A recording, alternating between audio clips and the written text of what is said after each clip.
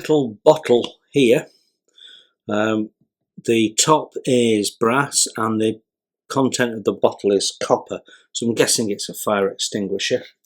So I'm going to use some true metal for this job, which is a tube waxy like oil paint from AK, and I quite like them actually, and when dry you can buff them up and stuff. Just don't buff too much because it does actually rub off. We're going to start with the copper, and I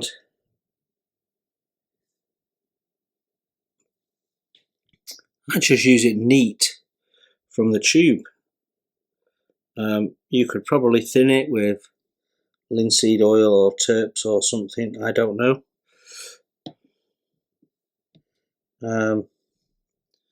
But yeah, I've used it straight from the bottle so far with no problems whatsoever.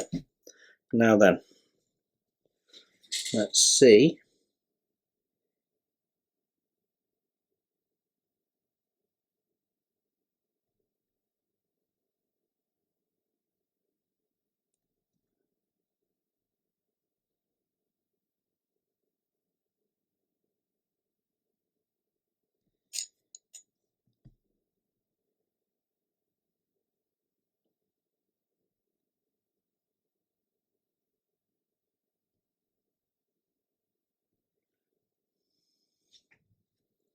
See, that looks alright, doesn't it?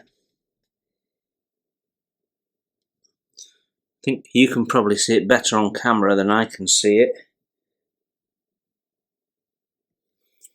Okay, that's our copper bottle done.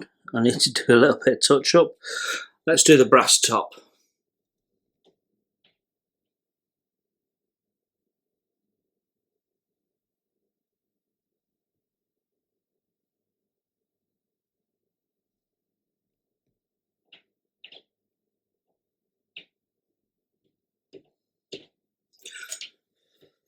Now, while we've got the brass out, we can also do the little trigger on the steering column, which is this item here, which in all the photographs I've seen, it's a sort of a worn brass looking colour. So if we do that in brass now, when we come to do a wash, that'll darken that out for us nicely.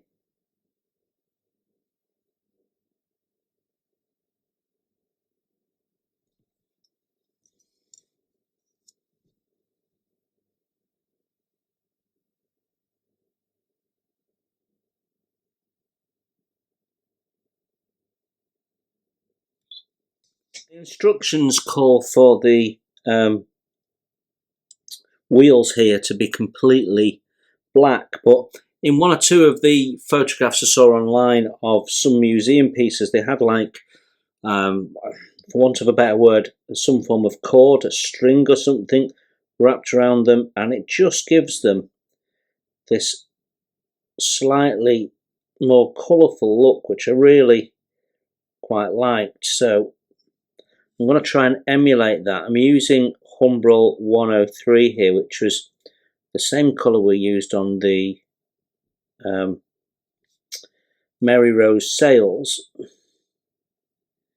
and it's sort of a naturally hempy type colour.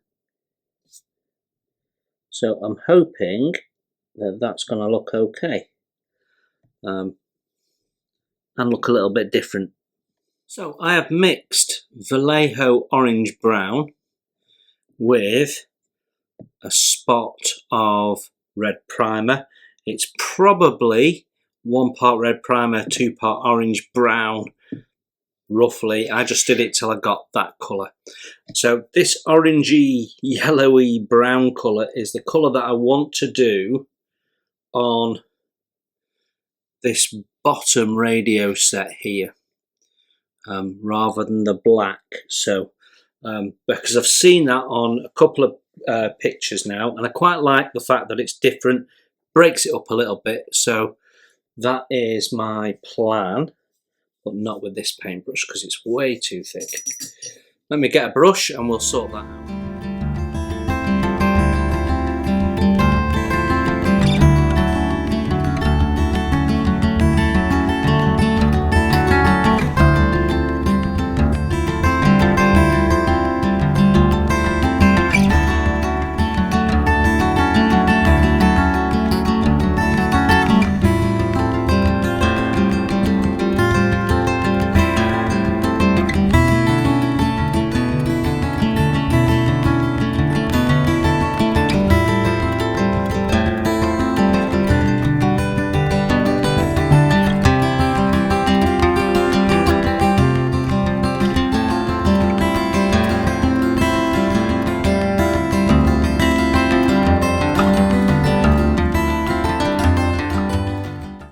Okay, we'll let that dry and then we'll give that a second coat.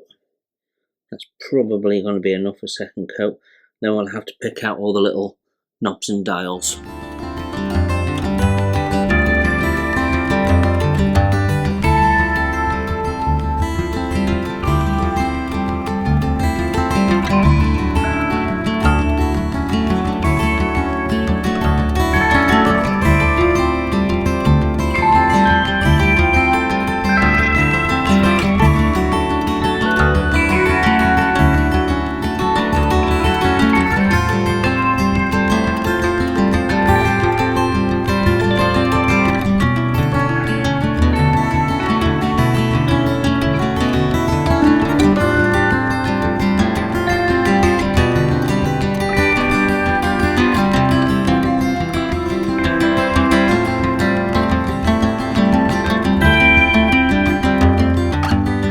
I want to put the little faces into these dials at the top here, and they're sort of white, but when the light goes on to illuminate them, it gives them a slightly yellow glow.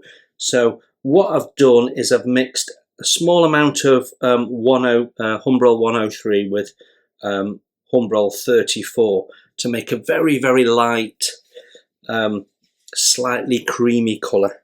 And then, because this is so small, I'm not going to get in with a brush. So I've trimmed down a cocktail stick to give me a small applicator. And hopefully it's small enough.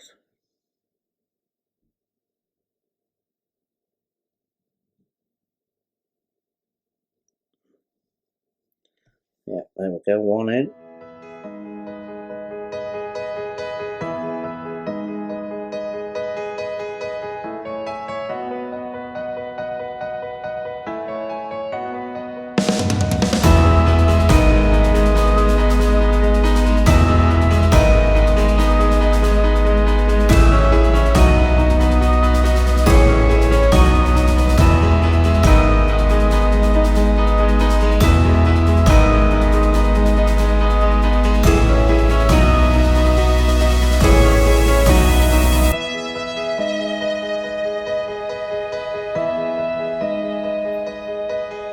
I think that just adds a little something. Now what we can also do is paint in that big circle as well. So I'm not talking about this one here, I'm talking about this one here. So that's a dial, so I want to paint that dial in, and I'm going to use the same process.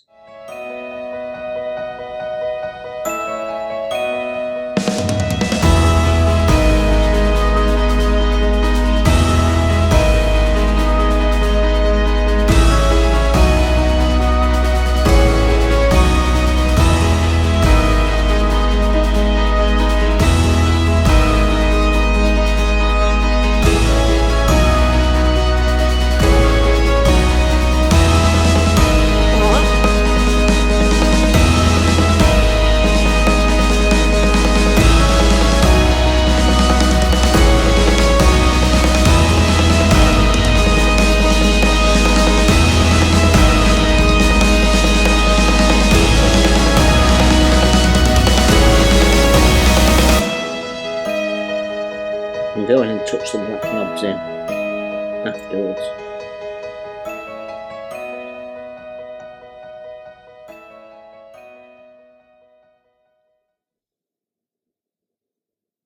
Okay, happy with that, just going to let that dry. Imagine our map table is actually a piece of plywood.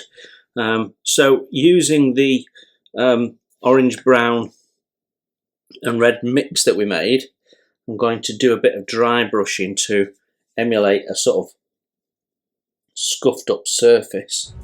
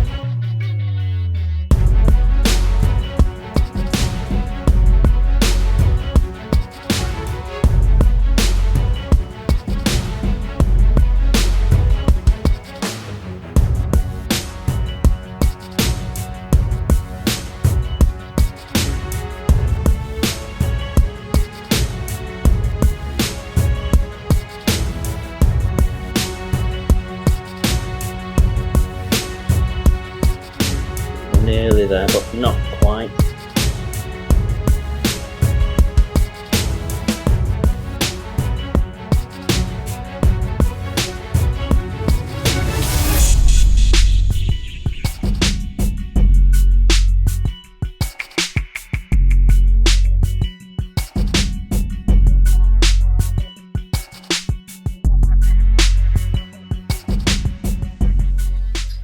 Okay, that'll do for a start. So with everything painted up, pretty much, we go back to step one and start crossing off the steps. Now step one we've done, and we've glued it in. Step one was building up that little contraption there. Step two is not complete because we haven't put the decal in. So the next thing we're going to do is the decals in various places. Now there's 2 decals to add in step 2. There's one that goes on the floor pan just here, and then there's one that goes on the other side of that black panel on the dials. So we're going to start there and then work through all the other steps that we've already done in terms of painting and add all the decals so that we can then do some assembly work. So we need to make sure that we leave a little bit of space in front of there because we've got the dashboard going in there and it does sit forward of that slot a little bit.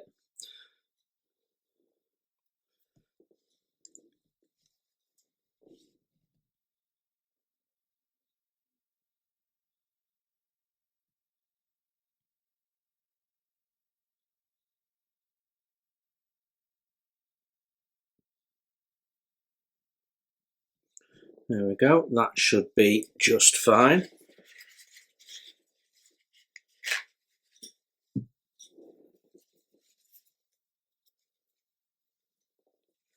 Just going to blot it. There we go. Now for the dials we get a strip of a single decal that you line up over the 4 of them. But for me, it's never going to sit properly, so I've cut the decals out into individual dials. What we'll do is one at a time, place them in. I probably can't do that on camera, but we'll have a go.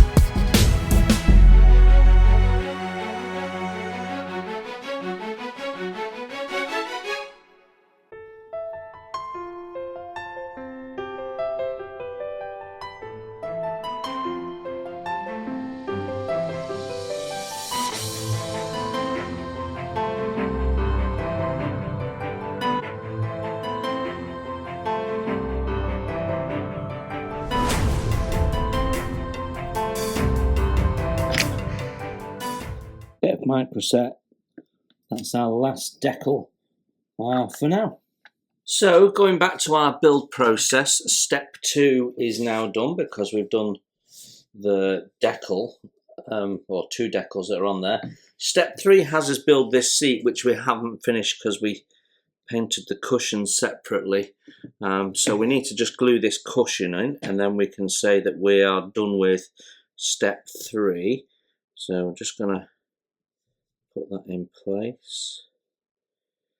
And we can glue that in from underneath, I think.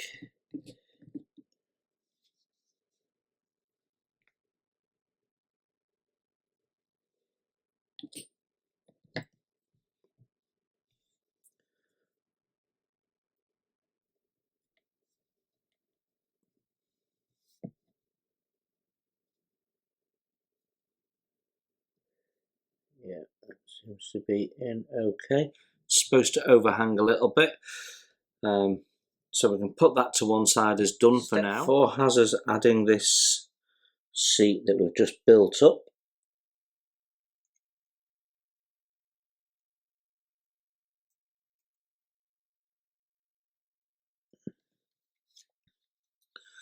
So that's that done for now. Step 6 has us installing this chair, but I don't want to do that just yet because it's going to get in the way of the weathering process.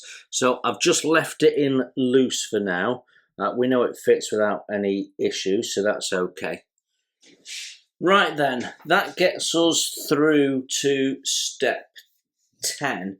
So everything else is done, even if we've decided not to do the final fit of it, which really is only just that seat at the moment. So we've got this to put in.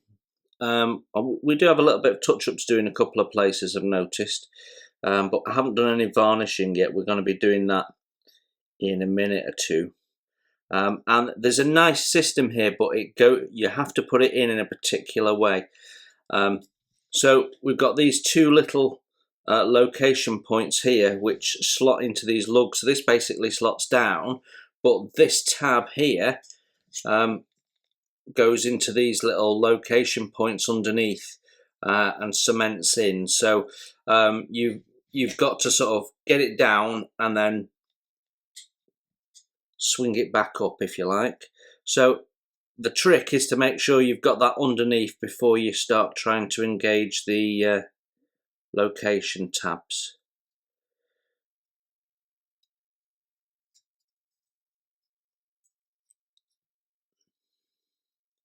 And then at this end point here, we've got a very small pin going into a very small hole. So once you've got the tabs in, you've got a little location pin that's going into a little location hole there. So that goes down really nicely.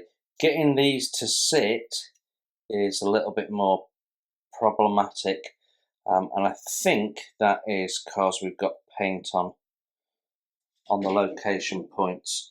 But essentially, the engineering is really clever here.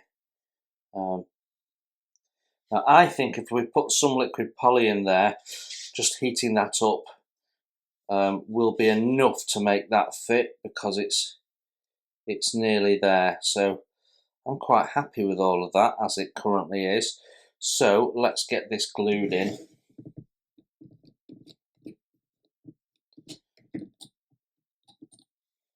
I'm going to start with the tab underneath, because that's a nice positive location point. We know that we're already in the middle. That's just a case of gluing it down. See, that's holding nicely.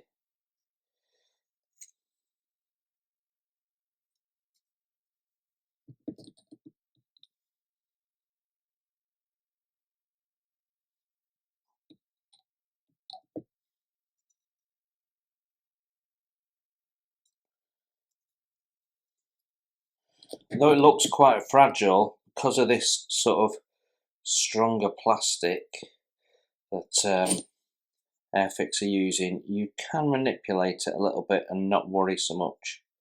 There, did you see that? That's gone in nicely now. There's a bit of liquid poly behind it, and then we'll put some glue in from the back there so we don't get any wetness on the floor. We don't want to mess up our paint. So that is our first side framing, and that looks alright, doesn't it? So what I'm trying to do now is build up to a point where I'm happy to get stuck in and weather it.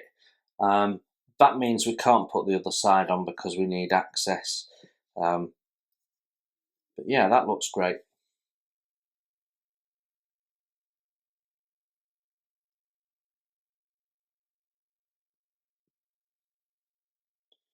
There we go. Adds a little bit of colour to the event, doesn't it? Right, installing the little map table next. So there's quite a nice large tab point for that here. So we can go in with some decent amount of glue. And cleverly, it glues in to the tab, but also rests on the frame. So you have to get that right, and the trick is trying to get it lined up with the frame and then putting it into the tab second. And you can see there how it sits on the frame. And we only need it to rest there because there's enough of a tab at the back to hold that into place. So do be careful when you're gluing the table in. It does need to be flat, which means it cannot rest on the frame. So it's worth just gluing it onto that support there as well.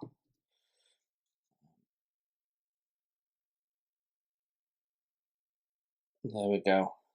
That ensures your table's flat because your framework, as you can see, is sloping down. Sorry, I'm not sure I had all that in shot, but there you go. So you don't want it resting on the frame.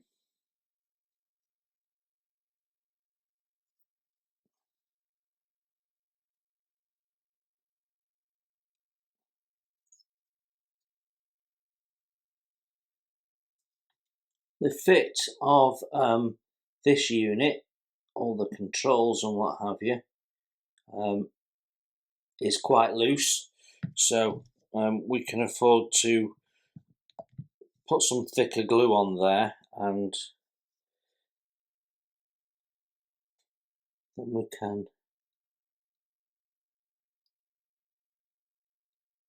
line it up at the back, and then we want it to be in the frame. So once you've got the part in, it needs to be butting up to that frame. So we can just put a little bit of liquid poly in there and pinch it together, push it over. Then you know you've absolutely got it straight. That is looking pretty smart now, I reckon.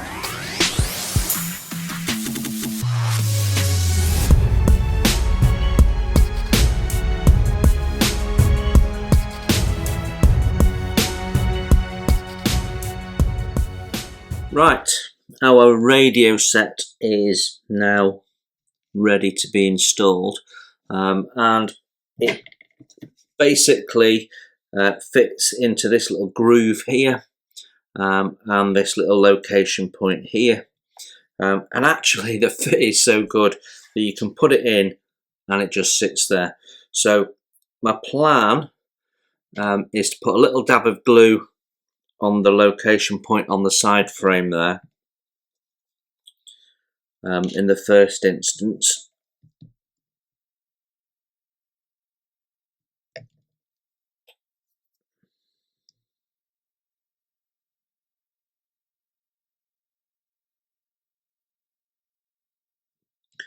A little there as well, and we'll just click that into place. So once you've found your location point in the bottom of the frame,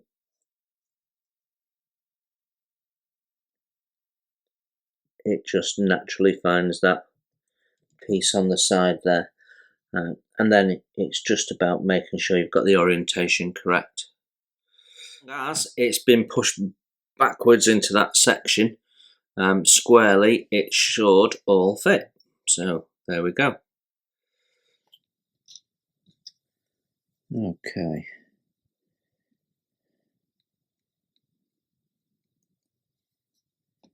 So that goes in really lovely.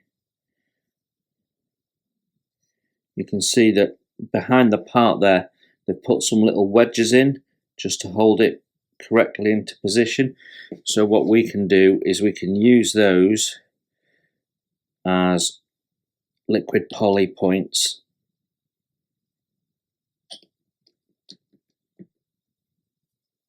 There we go.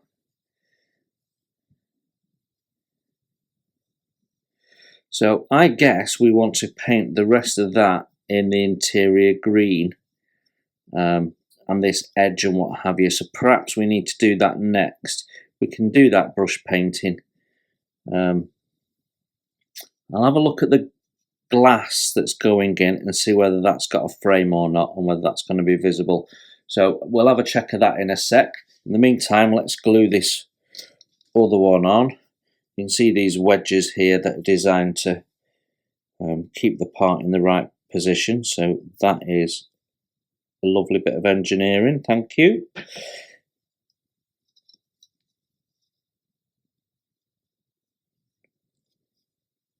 And then it's easily aligned because it slots into this frame. We're going to have to peg that bit though. Right, we'll put our liquid glue on these wedges, and I'm just going to get a peg for that and we'll glue that in separately. Okay, so we're just going to peg it together, just pinches it into place, and then we can run some glue underneath that. That should just keep it where we want it.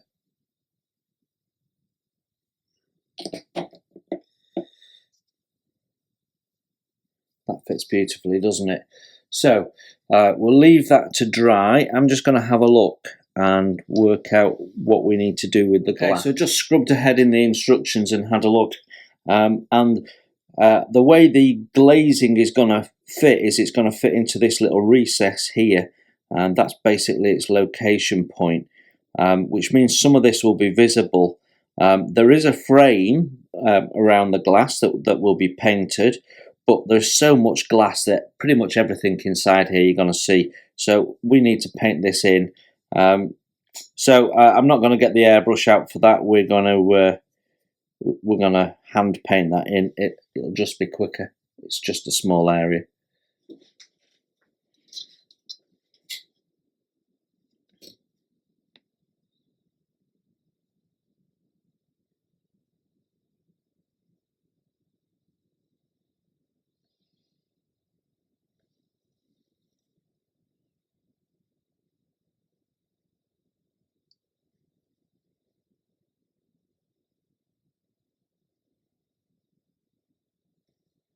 May have to scrape some of this paint off later when we're fitting the glass panels, but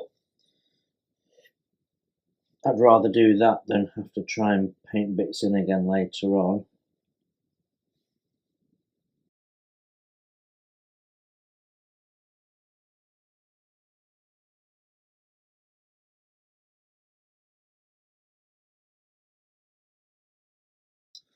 And we can do any touch up. It's occurred to me that this might be visible, so I'm just going to paint this in. I don't think it is, but it might be, so let's not risk it.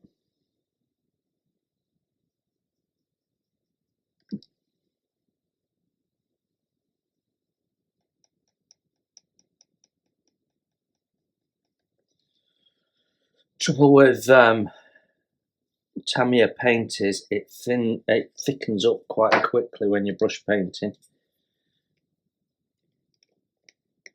So you're constantly chucking thinners in it.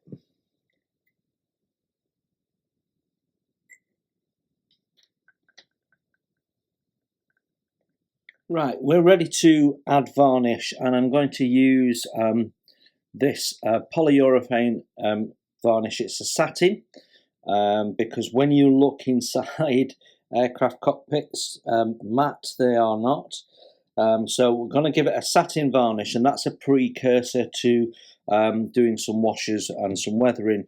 And the reason why I think that you need to do that, even if you're using oils on top of acrylics, and all of this is acrylic so far pretty much, is to do with the behaviour of the paint. We've used Tamiya paint here, and I find Tamiya paint a bit grainy. And quite often a wash will sort of spread itself and not run exactly as I'd want it to do. So to get that precision, I'm going to give everything a varnish, and then we can go in and weather things and pick things out with different varnishes, matte varnishes and gloss varnishes, as we see fit as part of that process. But to start with, we're going to seal everything with this satin varnish. Now we can do this straight from the airbrush. As long as you're using a 0.4 needle, you won't have a problem with this. You don't need to thin it down or anything. If you do want to thin it down, if you're using a paintbrush or something and want to thin it down, you can thin it down with a little bit of water.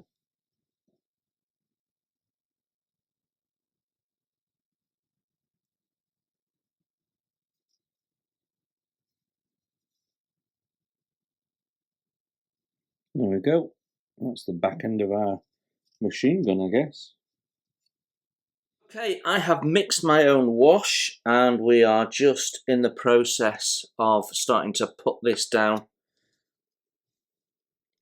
And it's basically a mix of burnt sienna and raw umber, which is my usual go-to for this type of thing.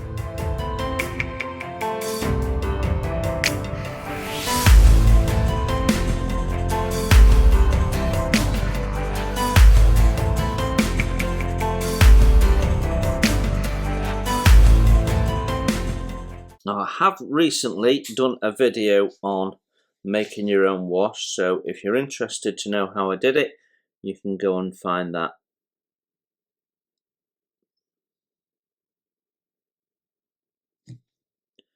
And we're just applying it wherever we want it. I'm not a fan of slapping it all on. I like to put it on with a bit of precision. Even on external surfaces I do it that way, to be honest. But it's clearly problematic to do that on the inside of an aircraft.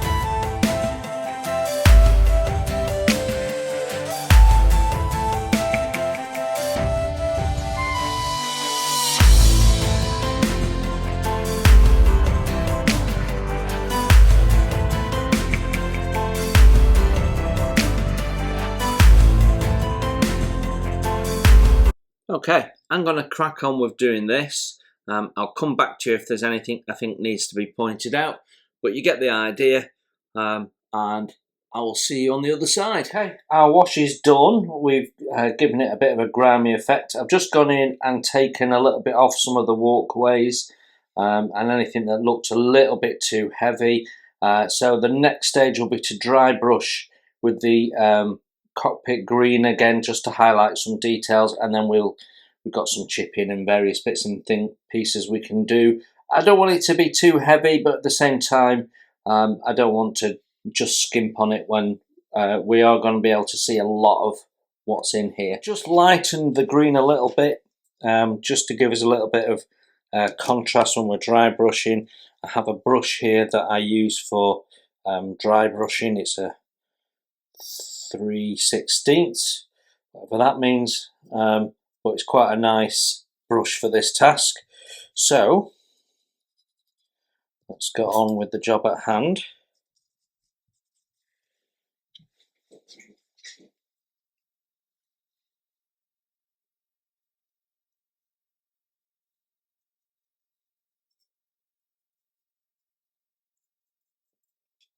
Okay, I'll show you what this looks like when it's all done. Okay, with our dry brushing done, and what we've done is basically just highlight all the green areas. I've also put a bit down to represent walkway wear. Next job is to do some chipping, and I'm going to start the process with pencils, see how we get on. We may just stay with pencils, we may end up doing some oil paints or something like that as well. I don't know, it all depends on how it goes. If I can get away with just using the pencils, because obviously we can use water to make these pencils run a bit as well if we want. But right now, what I want to do is use the pencils and see what happens. So we've got a number of different colours. We've got buff, which is good for light scuffs and chipping on the cockpit green. We've got aluminium, sort of a bright aluminium, which is quite good for some chips in certain areas. We've got light chipping for wood, which will be good for our little wooden table, our plywood table, but also we've got plywood floors, so it could be useful for that as well. We've got a dark aluminium chipping, which just gives me a bit of variation. We've got copper, which I want to see if I can do a particular part in copper. We'll have a look at that in a minute. Black for around the chairs and on the lamp. Dark wood for chipping, again for our wood. And the chipping colour, which is a sort of a greeny colour anyway, which may come in handy in some areas as well. So that's what we're going to go with. I've got my pencil sharpener ready should I need to. Let's crack on.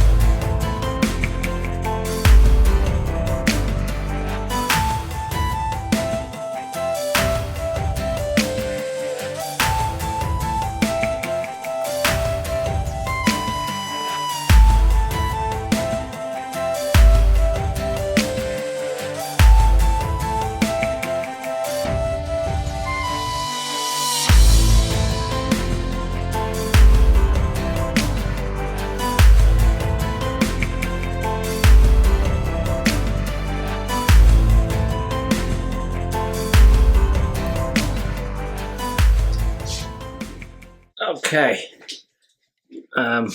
Despite me saying we needed to add this before we attach that, I forgot to do it. In fact, I forgot to paint it, so we've just given it a quick paint. I've actually used a dark sea grey rather than the recommended black. We'll give it a black wash, which will darken it up a little bit, and then we've just got to paint the top of the magazine drum there with the handle being like a leather strap. So there isn't a position for this particularly. You have to get it to line up on the tubular frame, so hopefully that won't be too tricky. You can see why this would be easier before installing the frame. And try and get it level. There we go. Right, that looks about right to me, so we'll glue that in.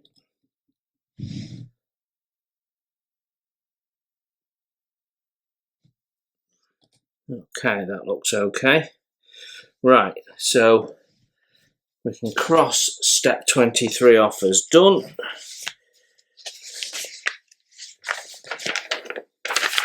Step 24 is to add this roof section, and just before we do that, I want to put a little blob of gloss on this lamp. That I think's a lamp, and I've decided is a lamp.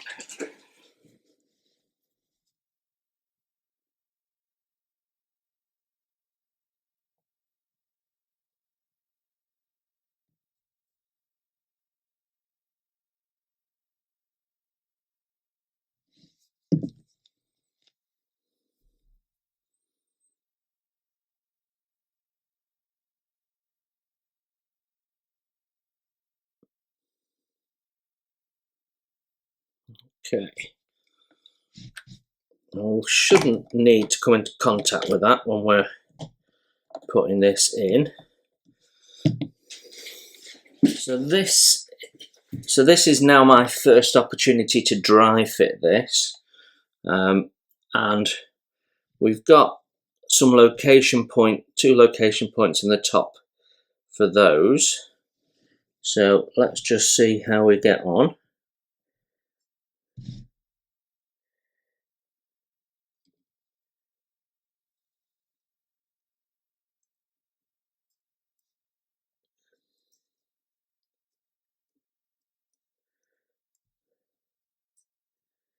Okay, and then it clips in to some little location holes in the top corners there.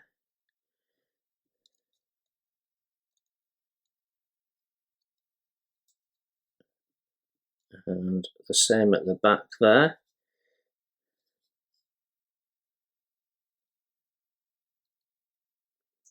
Okay, oh, that fits nicely. There's a little bit of spring in there, so we're just going to have to hold it together while it bonds. And what I'm actually going to do is glue in the back ones that I'm already holding.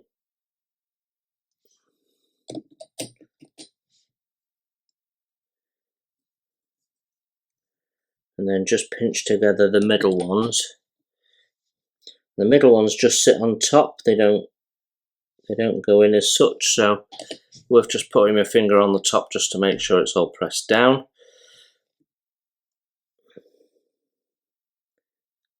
And that process has largely brought those together, so we'll put some glue on these last two, and then I can hold that with my other hand.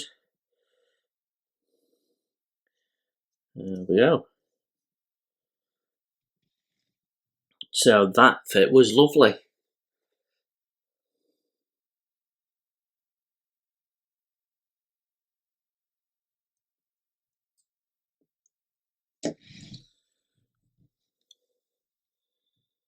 That looks really nice, doesn't it? Step 25 has us adding our rear bulkhead here. So it's a busy step 25 because you've got all this different painting to do, the decal to add. So it's just really prepping one piece and fitting it. So that fits in at the back. So it should, there's two little location lugs on the back which go into those slots there. And then there's two pins that go into the actual bulkhead. So you've just got to marry those up, and it sits on top of the frame on this side, but only on this side. So if you can see, there's frame there, but there's no frame there because of whatever those three pots are.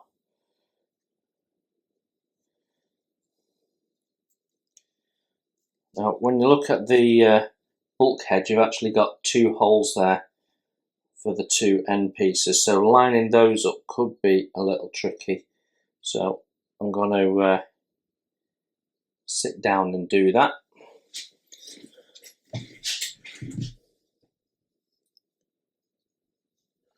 I'm going to need a pair of tweezers just to align things. It's going to be a case of getting things aligned up, popping them into place, and then just gluing them in.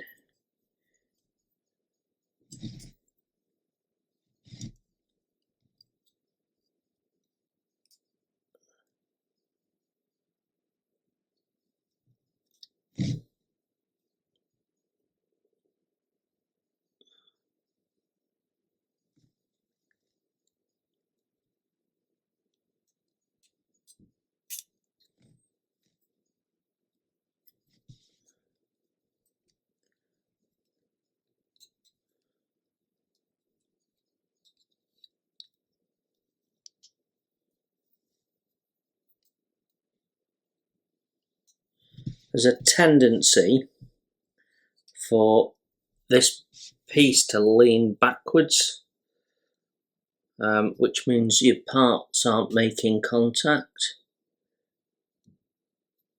This is quite tricky, getting these four pieces in.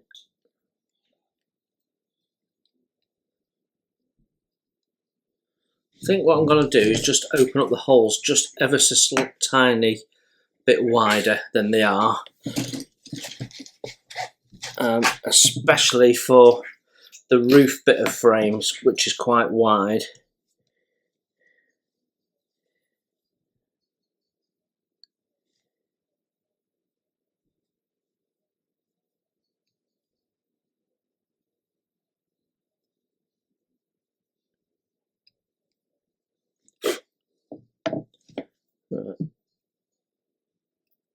That might help. Yeah, that's a lot more positive. So just opening up those holes so they're just a tiny bit wider, and you can see that fits quite nicely in the back there, so we can glue that in from the back. I'm actually going to glue the panel in at the bottom first to make sure we've got that sat square.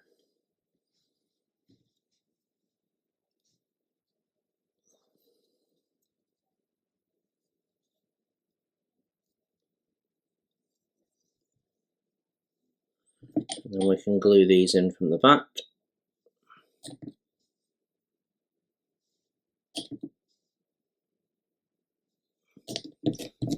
Okay, just hold that in place for a sec.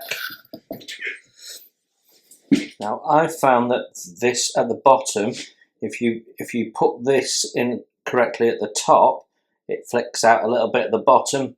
There's a little bit of a twist in it. It could just be my part. So I put a little peg on it, but it's easy to peg because you've got two flat surfaces. Haven't had to do it on the other side, so just going to let that dry for a minute and then we'll crack on.